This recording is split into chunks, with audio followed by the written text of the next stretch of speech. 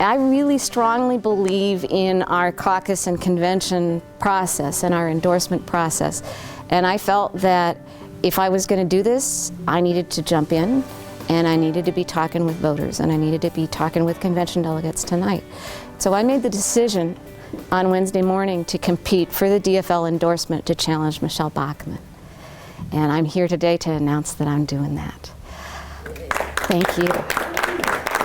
Everybody knows that this race is going to be a heavy lift, but I regard it as a real opportunity, because literally everyone in the country knows who Michele Bachmann is and what she stands for, and so we don't have to waste a breath defining her. We don't have to spend a cent talking about Michele Bachmann. This race is a golden opportunity to talk about the issues that we want to talk about. And it's an even better opportunity because some of those issues, thanks to the Occupy movement, are already in the public discussion. They've already raised issues like, what are we going to do about the student loan burden that's holding our economy back? At this point, we've got more out there in student loans than we do in credit card debt. Folks can't start their families, buy houses, buy cars when they're burdened with all this student loan debt, and the job market is terrible.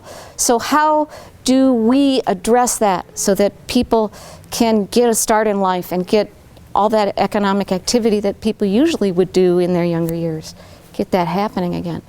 People in the Occupy movement are talking about, well, how do we hold Wall Street accountable for the way that their speculation crashed the economy in the first place? And wouldn't it be great if we could have a financial transactions tax? It's not only the Occupy movement, but National Nurses United is also talking about this.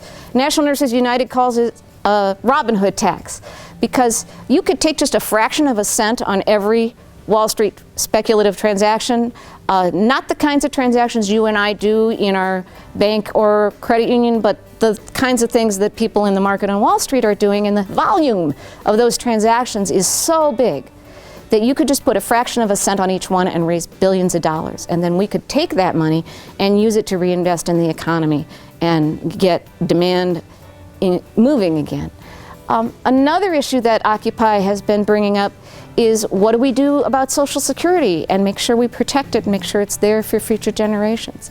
So all those issues that Occupy's been raising and putting on the table, this is our golden opportunity to talk about those things. So instead of having a negative campaign where you try to define the opponent, here we don't have to do that. We could talk about the issues that people really want on the table. I actually don't practice law right now. I do keep my license up because it does come up in our workplace. But what I do is I work for a small entrepreneurial business that develops training on work-life balance issues for employers who want to do things like implement telecommuting or implement flexible scheduling. There's training for the managers and there's training for the employees. And we put those things in an online self-paced format, and then people can go through the course at their own pace. And that's our business, is providing those kinds of trainings to employers. I think you have to be realistic in the 6th District. And a person who's a pro-life person has a distinct advantage here, and I am a pro-life progressive. So it sort of takes that issue off the table and lets us talk just about economic issues, which are the issues people really want to talk about right now anyway.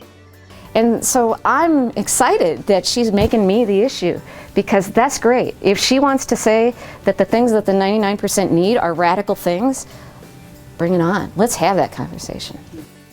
Paid for by Ann Nolan for Congress. I'm Ann Nolan, and I approved this message.